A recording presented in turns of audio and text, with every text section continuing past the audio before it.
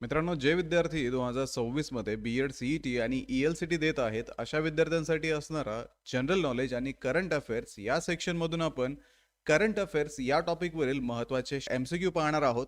आणि मला खात्री आहे, जर हा व्हिडिओ तुम्ही पूर्णपणे पाहिलात, तर यामधूनच करंट अफेअर्स या सेक्शनची तुमची परिपूर्ण तयारी होणार आहे. तर विद्यार्थी मित्रांनो, बी-एडच्या विद्यार्थ्यांसाठी ग्लोबल ऑनलाईनमध्ये क्रॅश कोर्स सुरू आहे. या क्रॅश कोर्समध्ये लाईव्ह आणि रेकॉर्डेड व्हिडिओच्या माध्यमातून तुमचा संपूर्ण सिलेबस कव्हर केला जाणार आहे. मराठी आणि इंग्रजी तसेच परीक्षेचा अभ्यास करण्यासाठी तुम्हाला दिल्या जाणार आहेत 50 पेक्षा अधिक मॉक टेस्ट आणि 2000 पेक्षा अधिक एमसीक्यू सुद्धा तुम्हाला या बॅच मध्ये अवेलेबल असणार आहेत. तसेच जे विद्यार्थी 2027 साठी प्रिपरेशन करत आहेत, अशा विद्यार्थ्यांसाठी सुद्धा बॅचेस सुरू होत आहेत. तर बॅचला जॉईन करण्यासाठी तुम्ही दिलेल्या नंबरवरती व्हॉट्सअप करू शकता, कॉल करू शकता किंवा मग प्ले स्टोअर वरती जाऊन तिथेही ग्लोबल ऑनलाईन ऍप मध्ये तुम्ही हा कोर्स जॉईन करू शकता. तर विद्यार्थी मित्रांनो, सुरू करूया आजच्या प्रश्नांना. What is the IUCN status of a puffer fish that was recently seen in news? अलीकडेच बातम्यामध्ये दिसून आलेल्या पफर फिशचे IUCN स्टेटस काय आहे?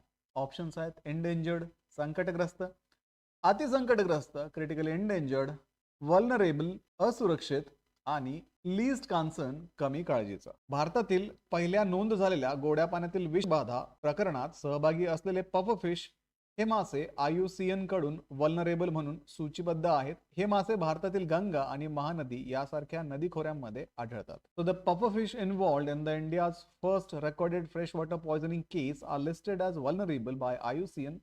दे are found in Indian river basin like Ganga and Mahanadi. तर ऑप्शन सी वल्नरेबल, असुरक्षित या प्रश्नाचं योग्य उत्तर आहे. पुढचा प्रश्न आहे Veergatha 5.0 is a joint initiative of which ministries. Veergatha 5.0 हा कोणत्या मंत्रालयाचा संयुक्त उपक्रम आहे? ऑप्शन्स आहेत ministry of culture and ministry of education, संस्कृती मंत्रालय आणि शिक्षण मंत्रालय, ministry of youth affairs and ministry of education, युवक व्यवहार मंत्रालय आणि शिक्षण मंत्रालय, ministry of home affairs and ministry of tourism, गृह मंत्रालय आणि पर्यटन मंत्रालय, ministry of defence and ministry of education, संरक्षण मंत्रालय आणि शिक्षण मंत्रालय. तर विद्यार्थी मित्रांनो, वीरगाथा 5.0 हा संरक्षण मंत्रालय आणि शिक्षण मंत्रालय यांचा संयुक्त उपक्रम आहे. 2026 मध्ये 18 देशातील 91 शाळांमधून निवडलेल्या 100 विजेत्यांना प्रत्येकी 10,000 रुपये देण्यात आले आणि त्यांनी रिपब्लिक डे परेडला उपस्थिती लावली.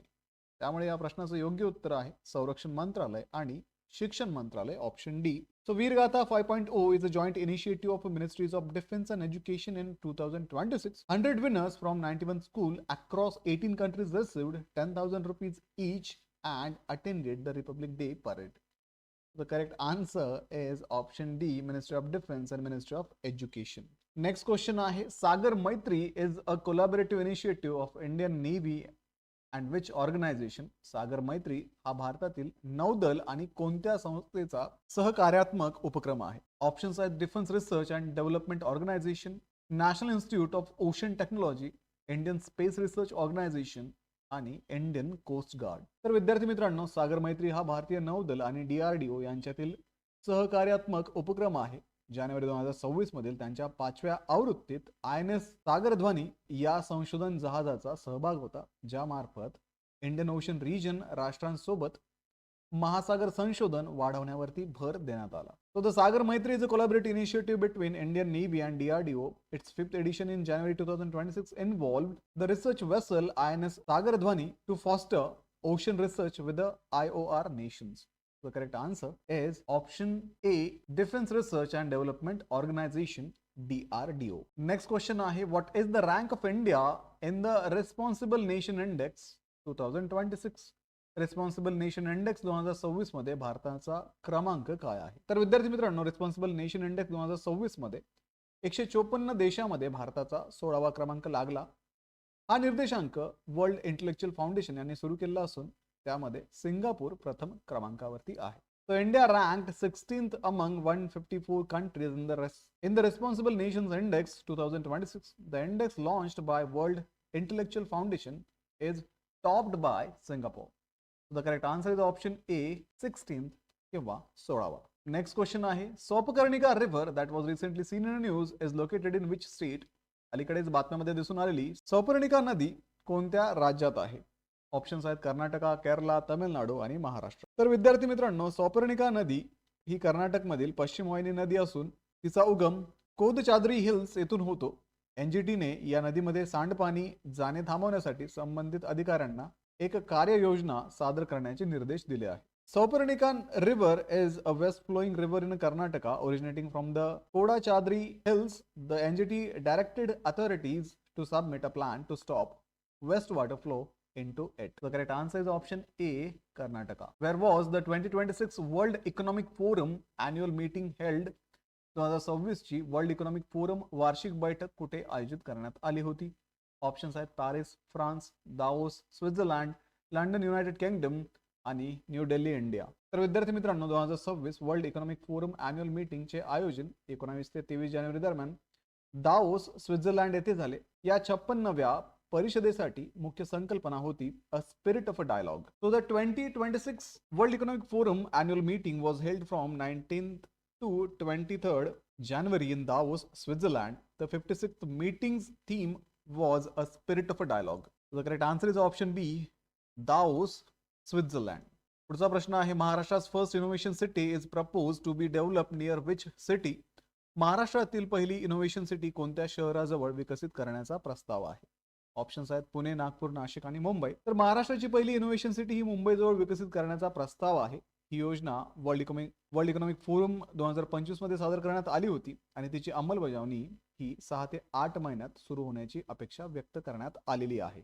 So the Maharashtra's first innovation city is proposed to be developed near Mumbai. The plan was presented at World Economic Forum 2025 with implementation expected to start within 6 to 8 months. So correct answer is option D, Mumbai. Next question आहे Pangolakha Wildlife Sanctuary is located in which state? Pangolakha वन्यजीव अभयारण्य कोणत्या राज्यात आहे? Options आहेत सिक्कीम, त्रिपुरा, आसाम आणि मेघालय. तर विद्यार्थी मित्रांनो पांगोलाखा वाईल्ड लाईफ सँक्च्युरी हे पूर्व सिक्कीम येथे असून त्याची उंची सुमारे 13,000 फुटापर्यंत आहे. जानेवारी 2026 मध्ये या अभयारण्यात वनाग्नी म्हणजेच फॉरेस्ट फायरचा परिणाम झाला. So the Pangolakha Wildlife Sanctuary is located in the eastern Sikkim at altitude up to the 13,000 feet. A forest fire affected the sanctuary in January 2026. So the correct answer is option A, Sikkim. पुढचा प्रश्न आहे National Girl Child Day is celebrated every year on which day? राष्ट्रीय बालिका दिन दरवर्षी कोणत्या दिवशी साजरा केला जातो?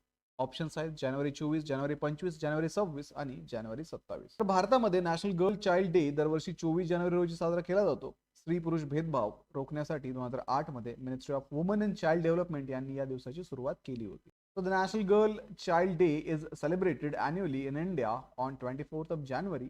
It was initiated in 2008 by the Ministry of Women and Child Development to combat gender discrimination. So the correct answer is option A, January 24, 24 जानेवारी. प्रश्न आहे what is kairophyte that was recently seen in news? Kairophyte म्हणजे काय जे अलीकडे बातम्यामध्ये दिसून आले? ऑप्शन्स आहेत a new type of green algae, हरित शैवालाचा एक प्रकार, newly discovered species of a spider, नुकतीच शोधण्यात आलेली कोळ्याची नवीन प्रजाती, अ टाइप ऑफ व्हायरस, विषाणूचा एक प्रकार आणि ॲस्टेरॉइड लघुग्रह. तर विद्यार्थी मित्रांनो कायरोफाइट्स हे हरित शैवालाचे एक प्रकार असून त्याचा इतिहास सल्युरियन कालखंडापर्यंत म्हणजे सुमारे 443 दशलक्ष वर्षापूर्वीचा आहे. ते स्थलचर वनस्पतीचे सर्वात जवळचे सजीव नातेवाईक मानले जातात. जर्मनीमधील 27 चाचणी तलावांवरील संशोधनात त्यांच्या संख्येत वाढ झाल्याचे नोंदण्यात आलेले आहे. So the kairophytes are the type of green algae dating back to 443 million years to the Silurian period. They are the closest living relative to land plant and their increase was noted in research across 27 test lakes in Germany. त्यामुळे या प्रश्नाचं योग्य उत्तर आहे a type of green algae, हरित शैवालाचा एक प्रकार. पुढचा प्रश्न आहे which country is the host of will for a peace 2026 exercise? Will for a peace 2026 या सरावाचे यजमान देश कोणता आहे? ऑप्शन्स आहेत साऊथ आफ्रिका, चायना, रशिया आणि ब्राझील. तर विद्यार्थी मित्रांनो दक्षिण आफ्रिकेने जानेवारी 2026 मध्ये विल फॉर अ पीस 2026 या नौदल सरावाचे आयोजन केले. या सरावात रशिया, चीन, इराण, UAE यासारख्या देशांचा सहभाग होता.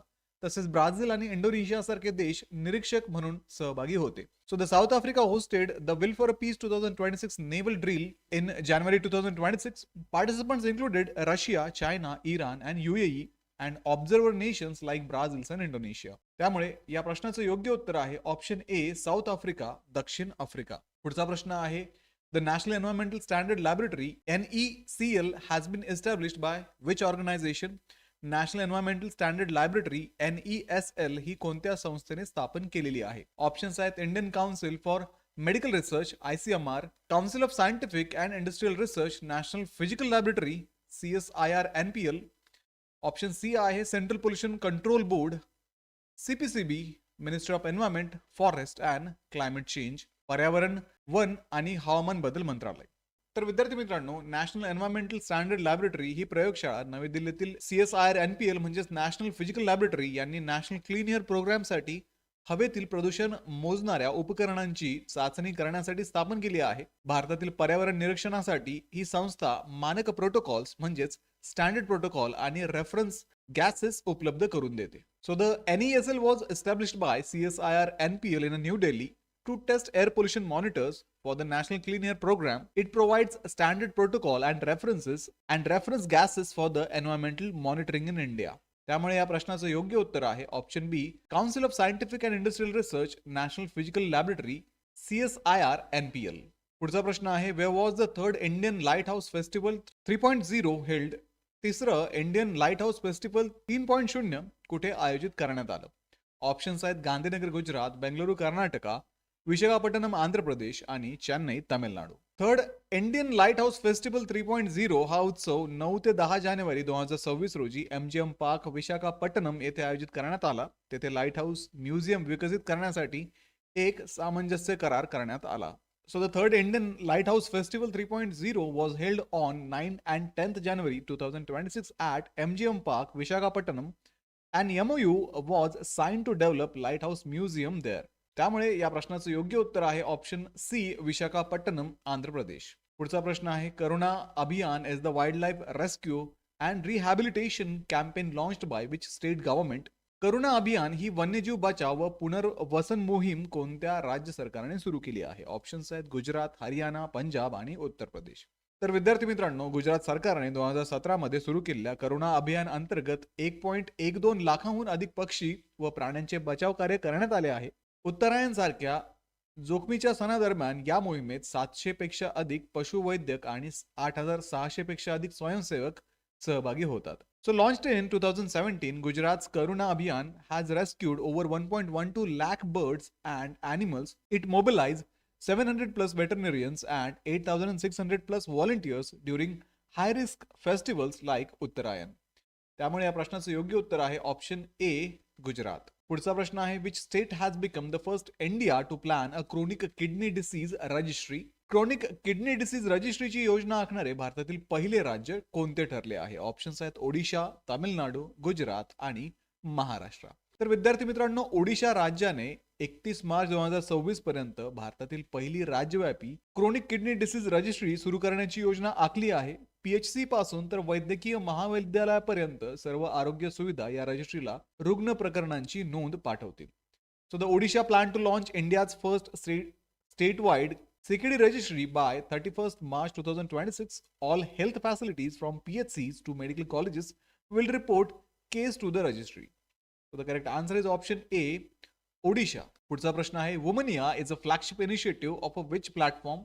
Womonia हा कोणत्या प्लॅटफॉर्मचा प्रमुख फ्लॅगशिप उपक्रम आहे? ऑप्शन्स आहेत government e marketplace, startup India, national small industrial corporation आणि नन ऑफ द अबव. 14 जानेवारी 2019 रोजी GEM म्हणजेच गव्हर्नमेंट ई मार्केटप्लेसवर सुरू करण्यात आलेल्या वुमनिया उपक्रमाअंतर्गत 2 लाखांहून अधिक महिलांच्या नेतृत्वाखालील MSEs म्हणजेच मायक्रो अँड स्मॉल एंटरप्राइजेस नोंदणीकृत झालेले आहेत. या उपक्रमातील उद्योगांनी 80,000 कोटीवरून अधिक मूल्याचे ऑर्डर्स मिळवले असून ते 3% खरेदी बंधनकारक अट यापेक्षा अधिक आहे. So launched in 14th of January 2019, the Womonia initiative on GEM has registered over 2 lakh women-led MSCs. These enterprises have secured orders worth over 80,000 crore, exceeding the 3% procurement mandate. So the correct answer is option A, Government E-Marketplace, GEM. पुढचा प्रश्न आहे, what is Huntington disease that was recently seen in the news? Huntington disease म्हणजे काय, जो अलीकडेच बातम्यामध्ये दिसून आला? ऑप्शन्स आहेत रेअर हेरिडेटरी न्यूरोलॉजिकल डिसऑर्डर, दुर्मिळ अनुवंशिक मज्जासंस्थेचा विकार, न्यूट्रिशनल डिफिशियन्सी डिसीज, पोषण अभावामुळे होणारा आजार, कार्डिओव्हास्क्युलर डिसीज, हृदयवाहिन्यांसंबंधीचा आजार आणि ऑटोइम्युन डिसऑर्डर, स्वप्रतिरक्षात्मक विकार. हंटिंग्टन डिसीज हा एक दुर्मिळ अनुवांशिक आजार असून तो HTT जीन मधील म्युटेशनमुळे होतो. यामुळे मेंदूतील हालचाल आणि विचारशक्ती नियंत्रित करणाऱ्या भागांवरील न्यूरॉन्सचे हळूहळू विघटन होते. So Huntington disease is the rare hereditary disorder caused by mutation in the HTT gene. It leads to breakdown of neurons in a brain controlling movement and cognition. So the correct answer is A, rare hereditary neurological disorder. दुर्मिळ अनुवंशिक मज्जासंस्थेचा विकार. प्रश्न आहे, who are the chief guests at India's 77th Republic Day celebrations? भारताच्या 77व्या प्रजासत्ताक दिन समारंभाचे प्रमुख पाहुणे कोण होते? ऑप्शन्स आहेत इमॅन्युअल मॅक्रॉन आणि ओलाफ शॉल्ज, उर्सुला फॉन डर लेयन आणि जोसेफ बोरेल, चार्ल्स मिशेल आणि रोबाटा मेत्सोला, अँटोनियो लुईस सॅन्टोज दा कोस्टा आणि उर्सुला फॉन दर लेयन. तर विद्यार्थी मित्रांनो, भारताच्या 77व्या प्रजासत्ताक दिनासाठी प्रमुख पाहुणे म्हणून प्रेसिडेंट अँटोनियो लुईस सॅन्टोस दा कोस्टा आणि उर्सुला फॉन दर लेयन उपस्थित होते. त्यांनी 27 जानेवारी रोजी झालेल्या 16व्या इंडिया EU समिटचे सह अध्यक्षपद भूषविले. The chief guest for India's 77th Republic Day in 2026 were President Antonio Costa and President Ursula von der Leyen. They co-chaired the 16th India EU Summit on 27th of January. The correct answer for this question will be option D. पुढचा प्रश्न आहे, which state government launched the Arunodaya mission for statewide sickle cell screening in January 2026? जानेवारी 2026 मध्ये राज्यव्यापी sickle sale तपासणीसाठी Arunoday mission कोणत्या राज्य सरकारने सुरू केले? ऑप्शन्स आहेत महाराष्ट्र, गुजरात, उत्तर प्रदेश आणि बिहार. तर विद्यार्थी मित्रांनो, महाराष्ट्राने 15 जानेवारी ते 7 फेब्रुवारी 2026 या कालावधीत सिकल सेल तपासणीसाठी अरुणोदय मिशन सुरू केले. या मोहिमेअंतर्गत 21 उच्च प्रसार जिल्ह्यामध्ये मोफत निदान आणि टेलिमेडिसिन सेवा दिल्या जातात. So Maharashtra launched the Arunodaya mission from 15th of January to 7th February 2026 for sickle cell screening. It targets 21 high prevalence district with pre-diagnosis and telemedicine services. So the correct answer is option A, Maharashtra. What is the theme for National Voters Day 2026? राष्ट्रीय मतदार दिन 2026 ची संकल्पना म्हणजेच theme काय आहे? Options आहेत every voter counts, प्रत्येक मत महत्वाचे आहे, माय इंडिया माय वोट, माझा भारत माझे मत, डेमोक्रेसी इन ऍक्शन, कृतिशील लोकशाही आणि पॉवर टू द पीपल, जनतेकडे सत्ता. तर विद्यार्थी मित्रांनो, राष्ट्रीय मतदान दिन भारतात दरवर्षी 25 जानेवारी रोजी साजरा केला जातो, ज्याचा उद्देश मतदारांचा सन्मान करणे, विशेषतः तरुणांना मतदानासाठी प्रेरित करणे आणि लोकशाही सहभाग बळकट करणे हा आहे. हा दिवस 25 जानेवारी 1950 रोजी भारतीय निवडणूक आयोगाची स्थापना झाल्याचेही स्मरण करून देतो आणि 2026 ची थीम ही माझा भारत माझे मत असून टॅगलाईन भारतीय लोकशाहीच्या केंद्रस्थानी नागरिक ही आहे. So the National Voters Day is celebrated on 25th of January to honor voters, motivate especially young citizens to vote and strengthen democratic participation in India. It also commemorates the establishment of the Election Commission of India on 25th of January 1950, and the 2026 theme is My India, My Vote, with the tagline of Citizen at the heart of the Indian democracy.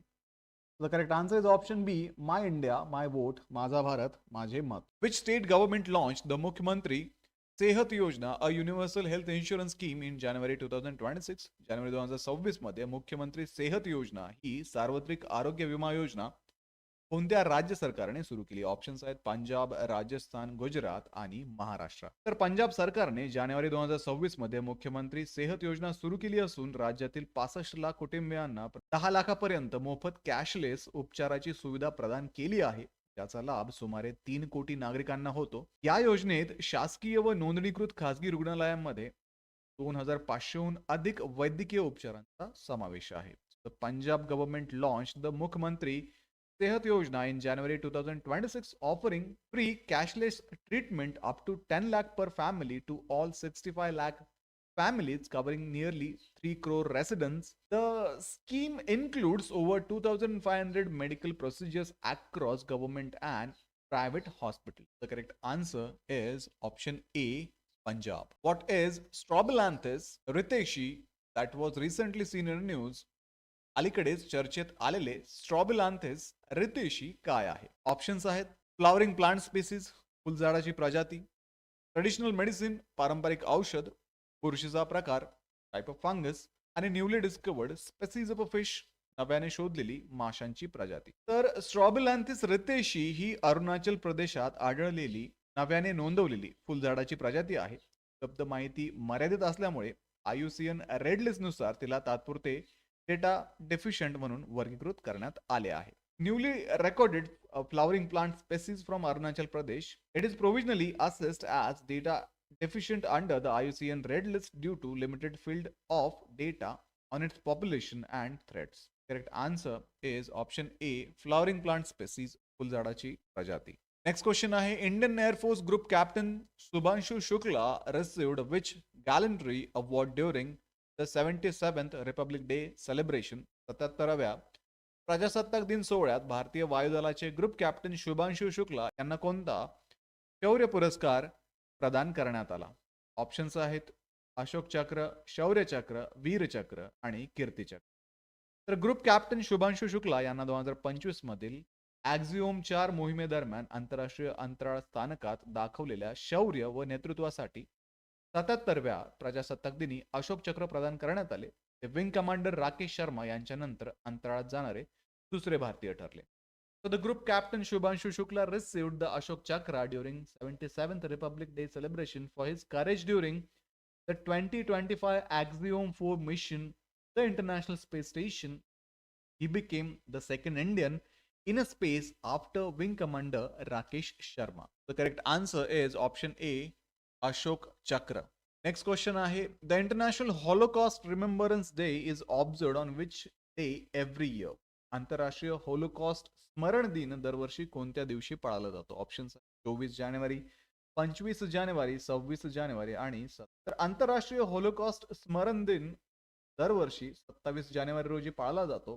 तो 27 जानेवारी 1945 रोजी ऑशविट्झ बिर्केनाउ छळछावणीच्या मुक्ततेच्या स्मरणार्थ आहे. संयुक्त राष्ट्रांनी 2026 साठी holocaust remembrance for dignity and human rights ही संकल्पना जाहीर केली. So the International Holocaust Remembrance Day is observed every year on January 27 to mark the liberation of Auschwitz-Birkenau on January 27, 1945. The United Nations has set the 2026 theme as a Holocaust Remembrance for Dignity and Human Rights. The correct answer is option D, January 27. 27 January. Next question आहे what is the IUCN status of a pygmy hog that was recently seen in news? Pygmy hog या प्रजातीचा IUCN दर्जा काय आहे? Options आहेत endangered, संकटग्रस्त, critically endangered, अतिसंकटग्रस्त, vulnerable, असुरक्षित आणि लीस्ट कॉन्सर्न, कमी चिंताजनक. तर पिग्मी हॉग ही जगातील सर्वात लहान व दुर्मिळ डुकराची प्रजाती असून ती सध्या केवळ आसाममधील मानस आणि ओरांग राष्ट्रीय उद्यानामध्ये आढळते. IUCN रेड लिस्ट नुसार तिचा दर्जा अतिसंकटग्रस्त असा आहे आणि ती गवताळ परिसंस्थेच्या आरोग्याचे निर्देशक मानली जाते. So the pygmy hog found only in Assam's Manas and Orang National Park is listed as critically endangered on the IUCN red list, the smallest and rarest wild pig species and serve as a indicator of grassland ecosystem health. Correct answer is option B, critically endangered, अति संकटग्रस्त. Next question आहे अलीकडेच चर्चेत आलेले लेपिडागॅन्थिस konkanensis काय आहे? What is lepidagathis konkanensis that was recently seen in news? Options आहेत new species of a flowering plant, फुलझाडाची नव्याने शोधलेली प्रजाती, अ टाइप ऑफ व्हायरस, विषाणूचा प्रकार, ट्रेडिशनल मेडिसिन, पारंपरिक औषध आणि इन्व्हेजिव्ह वीड, आक्रमक तण. तर विद्यार्थी मित्रांनो लेपिडागॅन्थिस कोंकनेसिस ही महाराष्ट्रातील कोकण प्रदेशात विशेषतः रत्नागिरी जिल्ह्यात आढळलेली नव्याने शोधलेली वन्य फुलझाडांची प्रजाती आहे. सध्या 65 चौरस किलोमीटर पेक्षा कमी क्षेत्रात आढळत असून IUCN निकषानुसार तिला डेटा एफिशियंट म्हणून शिफारस करण्यात आली आहे. So this is a newly discovered wildflower species from the Konkan region of Maharashtra identified in a Ratnagiri district, currently known from the area of less than 65 square kilometers and is recommended as data insufficient under IUCN criteria? The correct answer is option A, a new species of a flowering plants, फुलझाडाची नव्याने शोधलेली प्रजाती. Next question आहे, Pancham is a digital tool developed by which ministry in collaboration with United Nations Children's Fund? पंचम हे digital साधन संयुक्त राष्ट्र बालनिधीच्या सहकार्याने कोणत्या मंत्रालयाने विकसित? ऑप्शन्स आहेत मिनिस्ट्री ऑफ रूरल डेव्हलपमेंट, ग्रामीण विकास मंत्रालय, ministry of finance, ministry of agriculture कृषी मंत्रालय आणि मिनिस्ट्री ऑफ पंचायती राज. तर विद्यार्थी मित्रांनो, पंचम हे पंचायती राज मंत्रालयाने युनिसेफच्या सहकार्याने विकसित केलेले डिजिटल साधन आहे. हे पंचायत प्रतिनिधींना सुलभ कार्यप्रवाह आणि भारत सरकार व पंचायत यांच्यात द्विमार्गी डिजिटल संवादाची सुविधा उपलब्ध करून देते. So the Pancham means Panchayat Assistance and Messaging Chatbot was developed by the Ministry of Panchayati Raj in collaboration with the UNICEF to support Panchayat representatives. It enables simplified workflow and two-way digital communication between the government of India and Panchayat. The correct answer is option D, Ministry of Panchayati Raj Mantra. Which state bagged the first position in the PESA, that is Panchayat's Extension to Scheduled Area state ranking among the 5th scheduled area? पाचव्या अनुसूचित क्षेत्रामधील PESA म्हणजेच panchayat extension to scheduled area राज्य क्रमवारीत प्रथम क्रमांक कोणत्या राज्याने मिळवला? ऑप्शन्स आहेत मध्य प्रदेश, हिमाचल प्रदेश, महाराष्ट्र आणि ओडिशा. तर पेसा ही एक राज्य क्रमवारी 2024-25 मध्ये पाचव्या अनुसूचीतील 10 राज्यांपैकी महाराष्ट्राने प्रथम क्रमांक मिळवला, तर मध्य प्रदेश दुसऱ्या आणि हिमाचल प्रदेश तिसऱ्या क्रमांकावर राहिले. या क्रमवारीत ग्रामसभा केंद्रित शासन मजबूत करण्यासाठी पेसा कायद्याच्या अंमलबजावणीचे मूल्यांकन. So in PESA, the state ranking 2024-25, Maharashtra secured first position among the 10 states with the 5th schedule area, followed by Madhya Pradesh second, Himachal third. The ranking evaluate implementation of the PESA Act of a strengthen Gram Sabha led governance. Answer is option C, Maharashtra. Which Indian shuttler won maiden badminton world federation super 300 title as at the Thailand Master 2026? Thailand Masters 2026 स्पर्धेत badminton world federation super 300 चे पहिले विजेतेपद कोणत्या भारतीय खेळाडू? Options आहेत तन्वी शर्मा, उन्नती हुडा, राधिका शर्मा आणि देविका सिहाग. देविका सिहाग हिने वयाच्या 20व्या वर्षी बँकॉक येथील झालेल्या थायलंड मास्टर 2026 मध्ये आपले पहिले बॅडमिंटन वर्ल्ड फेडरेशन सुपर 300 विजेतेपद मिळवले. अंतिम सामन्यात ती 21-8-6-3 ने आघाडीवर असताना जागतिक क्रमवारीत 68व्या क्रमांकाची कोहुजिन वी दुखापतीमुळे माघार घेतली. So Devika Sihag won her first BWF Super 300 title at the Thailand Masters 2026 in Bangkok at the age of 20. She was leading 21-8-6-3 in the final when world number 68 Go Jin Wee retired due to hamstring injury. Correct answer option D, Devika Sihag. Next question आहे, which tennis player won the Australian Open men's single title 2026? Australian open 2026 पुरुष एकेरी tennis स्पर्धेचे विजेतेपद कोणत्या खेळाडूने जिंकले? Options आहेत Carlos Alcaraz, Novak जोकोविच, जॅनिक सिनर आणि अलेक्झांडर. तर विद्यार्थी मित्रांनो, कार्लोस अल्कराज याने वयाच्या 22व्या वर्षी ऑस्ट्रेलियन ओपन 2026 चे विजेतेपद मिळवले. या विजयासह त्याचा करिअर ग्रँड स्लॅम पूर्ण झाला. तर 38 वर्षीय जोकोविचला विक्रमी 25 ने मेजर विजेतेपद मिळवता आले नाही. तो Carlos Alcaraz won the Australian Open 2026 men's single title at the age of 22. The victory completed his career Grand Slam, while Djokovic, 38, missed his record 25th major title. Correct answer is A, Carlos Alcaraz. प्रश्न आहे, which city is the venue of 6th National Crop Nutrition Summit 2026? 6वी राष्ट्रीय पीक पोषण परिषद 2026 कोणत्या शहरात आयोजित केली जाणार आहे? ऑप्शन्स आहेत न्यू दिल्ली, हैदराबाद, मुंबई आणि बेंगलुरू. तर विद्यार्थी मित्रांनो, 6वी राष्ट्रीय पीक पोषण परिषद आणि B2B प्रदर्शन 5 ते 6 फेब्रुवारी 2016 रोजी महाराष्ट्रातील मुंबई येथील national stock exchange Bandra Kurla complex येथे कन्व्हर्ज, कोलॅबोरेट आणि को क्रिएट या संकल्पनेखाली आयोजित केली जाणार आहे. भारतातील कृषी इनपुट क्षेत्र बळकट करण्यासाठी भारतीय मायक्रो फर्टिलायझर्स उत्पादक संघटनेतर्फे याचे आयोजन करण्यात आले आहे. So the 6th National Crop Nutrition Summit and B2B Expo will be held 5 and 6 February 2026 in Mumbai at the National Stock Exchange Bandra Kurla Complex, Maharashtra under the theme Converge, Collaborate and Co-Create. It is organized by Indian Micro Fertilizers Manufacturers Association to strengthen India's agri-input sector. So the correct answer is option C, Mumbai. पुढचा प्रश्न आहे Hanle dark sky reserve is located in which state. Hanle dark sky reserve कोणत्या राज्यात स्थित आहे? तर options आहेत सिक्कीम, लडाख, अरुणाचल प्रदेश आणि हिमाचल प्रदेश. तर विद्यार्थी मित्रांनो, हेनले डार्क स्काय रिझर्व लडाखमधील चांगथांग प्रदेशात सुमारे 4500 मीटर उंचीवरती स्थित असून डिसेंबर 2022 मध्ये भारतातील पहिले आंतरराष्ट्रीय डार्क स्काय रिझर्व म्हणून अधिसूचित करण्यात आले. यास बॉटल 1 श्रेणीतील आकाश लाभले असून भारतीय खगोल भौतिकी संस्थेद्वारे त्याचे व्यवस्थापन केले जाते. Hanle dark sky reserve is located about 4500 meters altitude in the Changthang region of Ladakh and was notified in the December 2022 as India's first international dark sky reserve. It has bottle 1 category skies and is managed by the Indian Institute of Astrophysics. So the correct answer is option B, Ladakh. पुढचा प्रश्न आहे the traditional practice known as Pathara और Khoni is primarily related to which activity. Patra किंवा खोनी म्हणून ओळखली जाणारी पारंपरिक पद्धत प्रामुख्याने कोणत्या क्रियाकल्पाशी संबंधित आहे? ऑप्शन्स आहेत community based rain water harvesting, समुदाय आधारित पावसाची पाणी साठवण, underground storage of agricultural produce, कृषी उत्पन्नाची भूमिगत साठवण, शिफ्टिंग कल्टिवेशन इन हिली टेरेन्स, डोंगराळ प्रदेशातील स्थलांतरित शेती, preservation of forest produce using natural method, नैसर्गिक पद्धतीद्वारे उत्पादनाचे जतन करणे.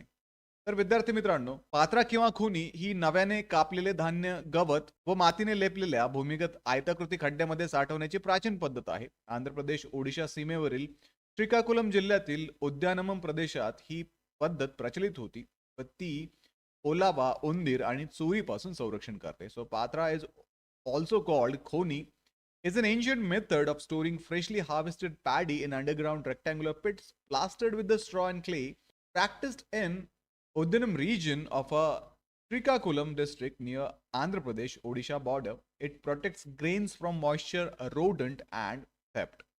So the correct answer is option B, underground storage of agricultural produce, कृषी उत्पादनाची भूमिगत साठवण. पुढचा प्रश्न आहे the open Acreage licensing policy, that is OALP, was introduced as a part of which border policy framework? Open Acreage licensing policy कोणत्या व्यापक धोरणात्मक चौकटी अंतर्गत सुरू करण्यात आली? ऑप्शन्स आहेत नॅशनल मिनरल पॉलिसी, राष्ट्रीय खनिज धोरण, hydrocarbon exploration and licensing policy, hydrocarbon अन्वेषण आणि परवाना धोरण, नॅशनल एनर्जी पॉलिसी, राष्ट्रीय ऊर्जा धोरण आणि नॅशनल ऑफशोर पॉलिसी, राष्ट्रीय सागरी धोरण.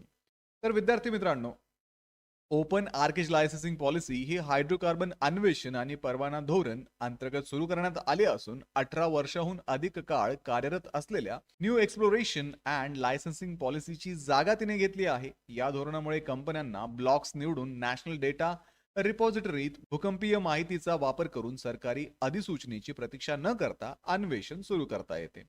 So the open arcage licensing policy was introduced under the hydrocarbon exploration and licensing policy, replacing the new exploration and licensing policy that operated for over 18 years. It allows companies to choose blocks, access seismic data from the National Data Repository, and begin exploration without waiting for the government notification. So the correct answer is option B, hydrocarbon exploration and licensing policy, hydrocarbon अन्वेषण आणि परवाना धोरण HELP. पुढचा प्रश्न आहे the Bihar government recently approved the installation of first grain ATM machine in which city as a pilot project. Bihar सरकारने pilot प्रकल्प म्हणून पहिल्या ग्रेन ATM यंत्राची स्थापना कोणत्या शहरात मंजूर केली आहे? ऑप्शन्स आहेत गया, मुझफ्फरपूर, भागलपूर आणि पटना. तर विद्यार्थी मित्रांनो, बिहार सरकारने पायलट प्रकल्प म्हणून पाटणा येथे पहिले 3 ग्रेन ATM यंत्रांना मंजुरी दिली. जागतिक अन्न कार्यक्रम आणि भारतीय अन्न महामंडळ यांच्या सहकार्याने विकसित केलेली ही यंत्र 24/7 कार्यरत राहून सार्वजनिक वितरण प्रणालीच्या डेटाबेसशी इंटरनेटद्वारे जोडलेली आहेत. So Bihar approved the first 3 grain ATMs machines in Patna as a pilot project developed by the World Food Program with the Food Corporation of India. These machine operates 24/7 and use internet connectivity to access the public distribution system database. The correct answer is option D, Patna. Next question आहे, which state won the national award for most proactive state under the regional connectivity scheme in the non-priority area category?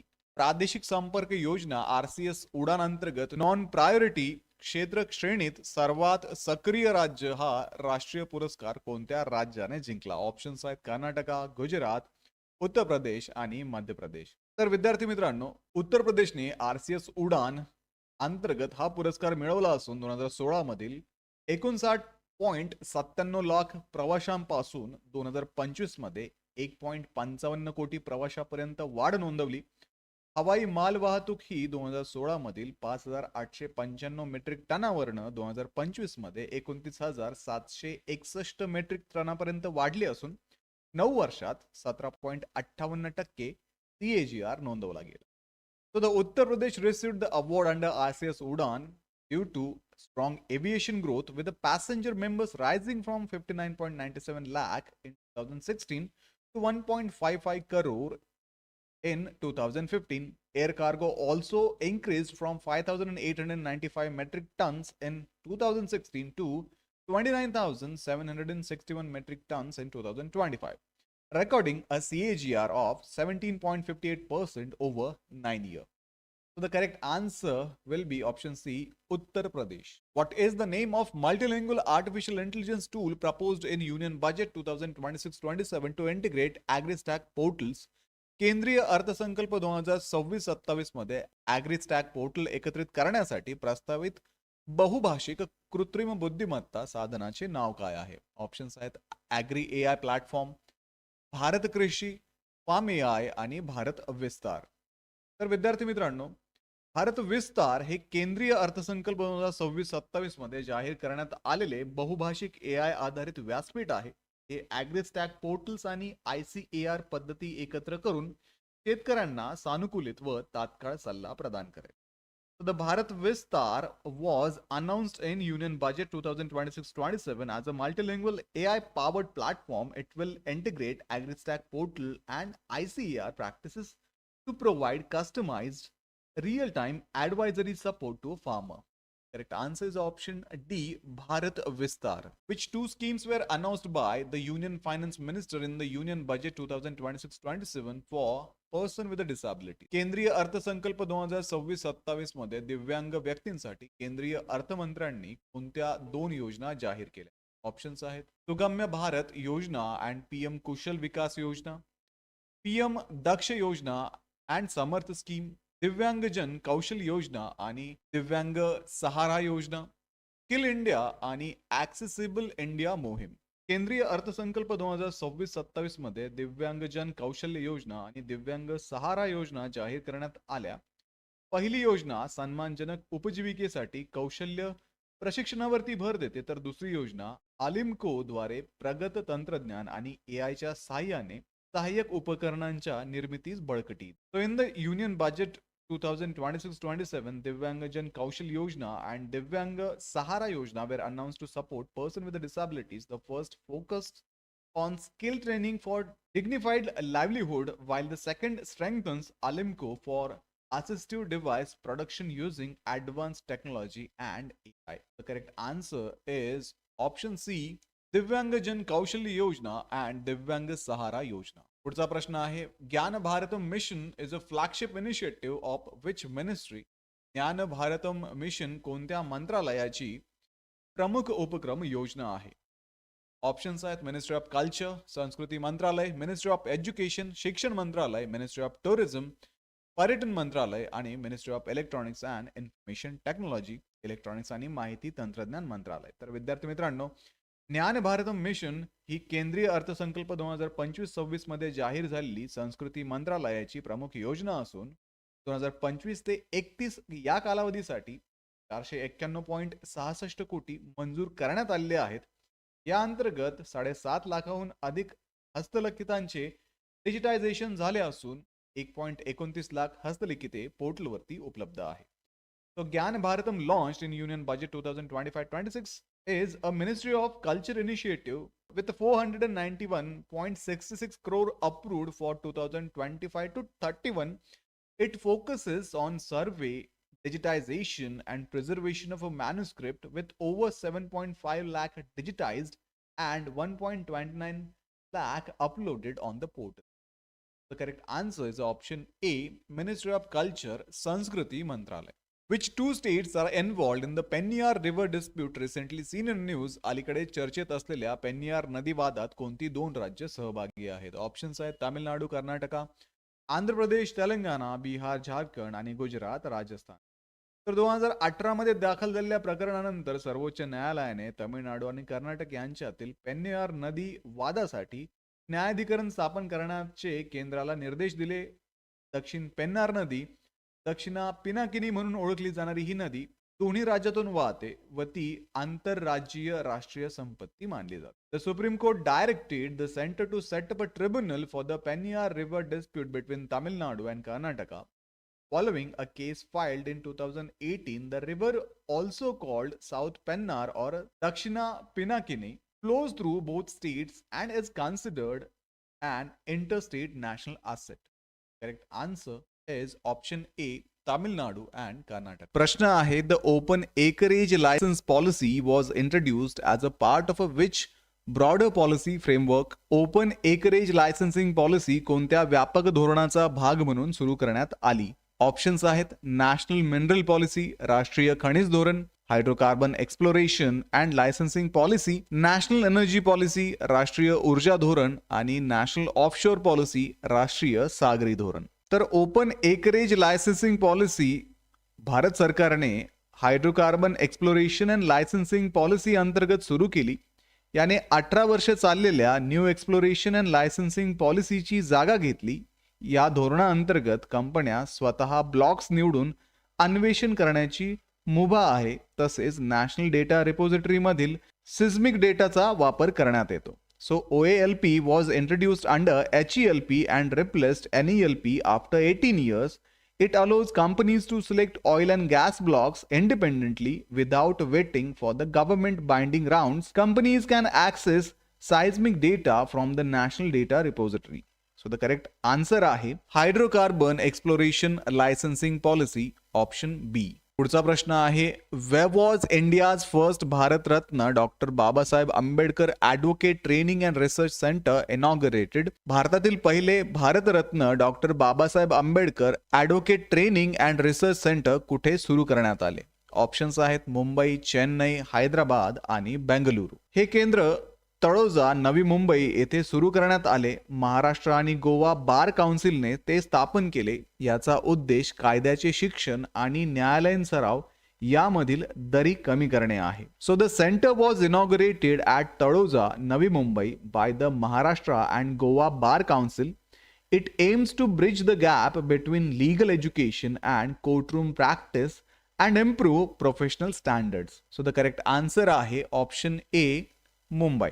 What is the primary objective of the Mahatma Gandhi Gram Swaraj Initiative announced in Union Budget 2026-27? केंद्रीय अर्थसंकल्प 2026-27 मध्ये जाहीर करण्यात आलेल्या महात्मा गांधी ग्राम स्वराज उपक्रमाचा मुख्य उद्देश काय आहे? ऑप्शन्स आहेत exploration of MSME credit in urban areas, शहरी भागातील MSME कर्ज विस्तार, promotion of digital startup in rural India, ग्रामीण भागात डिजिटल स्टार्टअप्सला प्रोत्साहन, modernisation of a food processing industries, अन्न प्रक्रिया उद्योगांचे आधुनिकीकरण, स्ट्रेंथनिंग खादी, हँडलूम्स अँड हँडीक्राफ्ट्स. तर युनियन बजेट 2026-27 मध्ये MGGSI जाहीर करण्यात आला.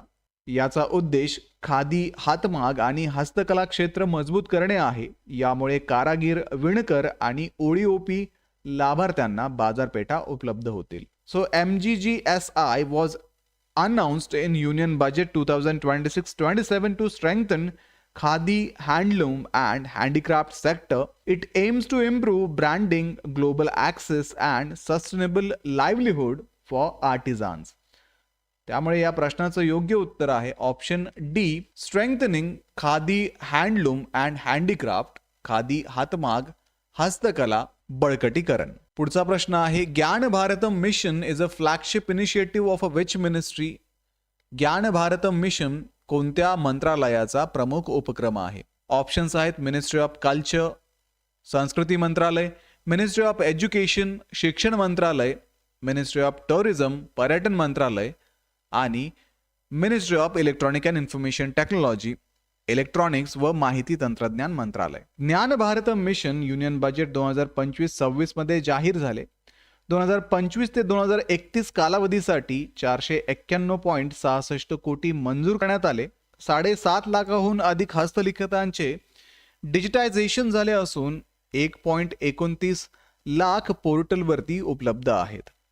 So the Gyan Bharatam was announced in Union Budget 2025-26 by the Ministry of Culture. Rupees 491.66 crore was approved for 2025 to 2031. Over 7.5 lakh manuscripts have been digitized and 1.29 lakhs are available online. त्यामुळे या प्रश्नाचं योग्य उत्तर आहे ministry of culture, संस्कृती मंत्रालय, option A. The Govardhan scheme is an integral component of which government mission? Govardhan योजना कोणत्या शासकीय मिशनचा अविभाज्य भाग आहे? ऑप्शन्स आहेत नॅशनल बायोगॅस मिशन, राष्ट्रीय biogas mission, national rural livelihood mission, राष्ट्रीय ग्रामीण आजीविका mission, national agro forestry mission, राष्ट्रीय कृषी वनीकरण मिशन. तर गोवर्धन योजना 2018 मध्ये स्वच्छ भारत मिशन ग्रामीण अंतर्गत सुरू झाली. ही योजना जैविक कचऱ्याचे बायोगॅस व बायोस्लरीमध्ये रूपांतर करण्यावरती आधारित आहे. 27 जानेवारी 2026 पर्यंत CBG प्रकल्पाची माहिती गोवर्धन पोर्टलवरती उपलब्ध आहे. So Govardhan was launched in 2018 under स्वच्छ भारत मिशन ग्रामीण. It focused on converting biodegradable waste into biogas and bioslurry. As of 27 January 2026, project details are available on the Govardhan portal. So the correct answer, option D, Swachh Bharat Mission Gramin. पुढचा प्रश्न आहे which institution developed a solar powered energy storage device that can capture and store energy in a single unit. एकाच युनिटमध्ये ऊर्जा संकलन व साठवण करणारे सौर ऊर्जेवरती आधारित उपक्रम कोणत्या संस्थेने विकसित केले? ऑप्शन्स आहेत Indian institute of science Bengaluru, भारतीय विज्ञान संस्था, Bhabha atomic research centre Mumbai, Bhabha अणुसंशोधन केंद्र, centre of nano and soft matter science Bengaluru आणि इंडियन इन्स्टिट्यूट ऑफ टेक्नॉलॉजी, भारतीय तंत्रज्ञान संस्था दिल्ली.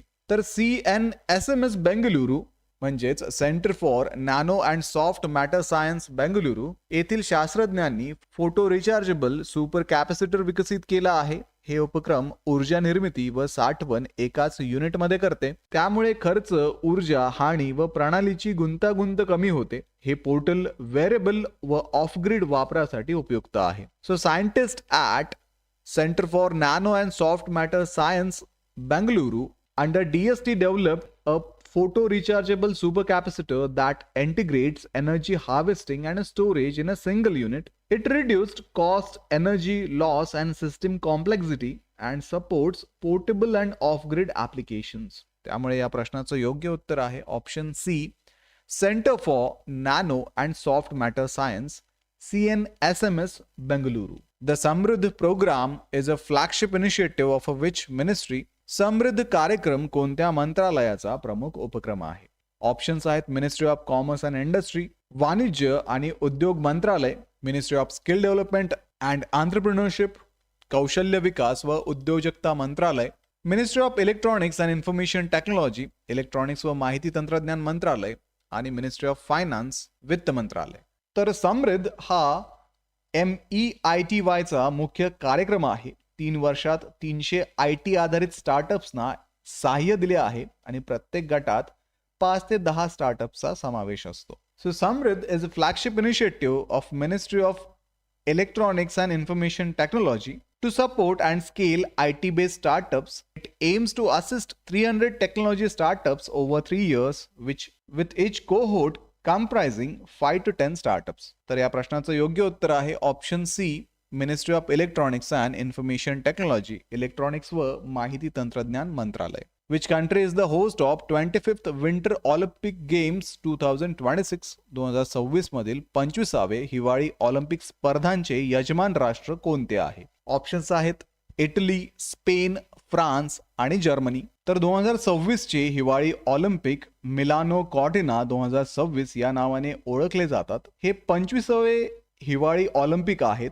स्पर्धा मिलान व कॉर्टिना द ॲपेझो येथे होणार आहे.